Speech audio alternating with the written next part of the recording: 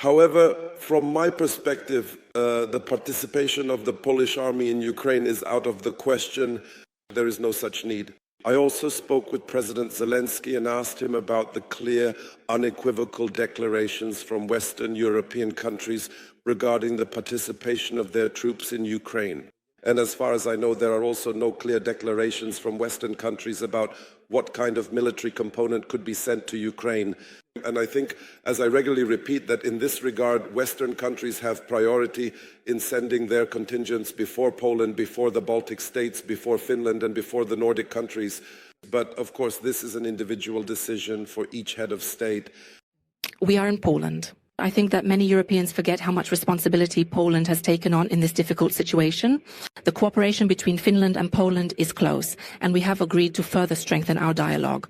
We will intensify our cooperation in the areas of security and defense, as well as investments in defense. In line with NATO's objectives, we will increase our capacity for cooperation in the future. It is a great privilege and a great honor to have you here with us. President Donald Trump's decision to keep American troops in Poland is good news for the entire Central European region, for the Baltic states, for the Nordic countries, and it also reflects our relations within the North Atlantic Alliance. We spoke with the President. The President is open, and for that I am also very grateful to expanding the Bucharest 9 format. Mr. President, you are an excellent golfer. That probably helps in diplomacy. How do you want to translate these good relations into benefits for the entire region, for the whole eastern flank? How can this be done even better? You can go for it. Thank you for that question. I think that diplomatic relations are usually built on two pillars. The first pillar is history, values, interests, geographical proximity, and alliances. Generally speaking, and I have the impression that the relations between Finland and the United States are strong and have been strong throughout our history. Personally, I have always had a very close transatlantic perspective due to my background. I studied in the United States. I lived in the United States. On the other hand, the second pillar is personal relationships. And I think that often, not only in the literature on international relations, but also in public discourse, this element is underestimated. That's why I believe it's very important that no matter which world leader I talk to, it's crucial for me to build a close relationship with them. And I am fortunate to be in a position where I have managed to spend a lot of time with the President of the United States. The first issue is the ongoing purchase of gas and oil from Russia by several European countries. I'm thinking here of Slovakia and Hungary.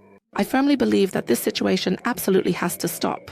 We must diligently use every conceivable and possible means to put significant pressure on the Russian economy with all available resources. We need to stop buying Russian gas and oil from Russia. This is one way, and there is another way. Of course, to effectively utilize the frozen assets that Europe currently holds in one form or another. Another significant issue we discussed is sanctions. And as a direct result of the productive talks we had today, as the President of the United States publicly announced, a dedicated delegation from Europe has been sent to discuss how we can effectively coordinate, whether it be direct sanctions or secondary sanctions. Let me remind you that today, ladies and gentlemen, there are 10,000 soldiers and 7,000 uniformed officers stationed at the Polish borders. This demonstrates the role of the border guard, and it also shows the immense pressure we are under today as countries that are part of a hybrid war.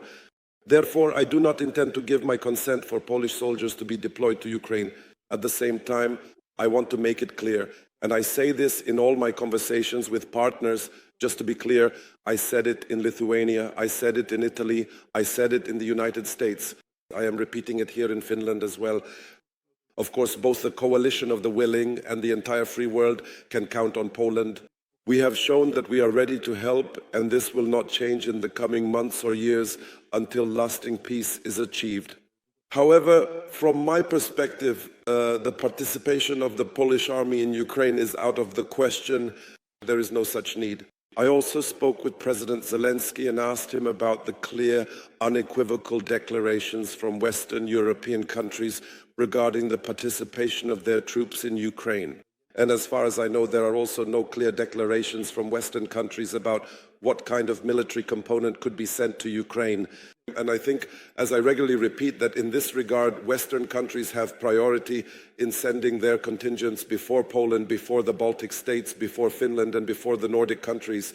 But of course, this is an individual decision for each head of state.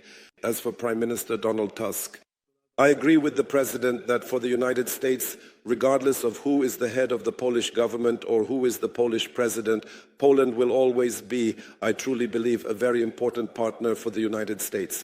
However, as I have also said publicly, Prime Minister Donald Tusk should not speak about the President of the United States in this manner. In doing so, he insulted the American people because that's how Americans view their president. Such a thing should not have happened. I consider this to be a serious and reckless act by a Polish politician, one that harms Poland. But fortunately, Mr. Editor, ladies and gentlemen, there is a kind of consensus both in Poland and in the United States, in which the President of Poland represents Poland in the United States. And I will do everything, and I am doing everything, to take care of our good relations, regardless of this recklessness, this unnecessary situation into which Donald Tusk provoked President Trump.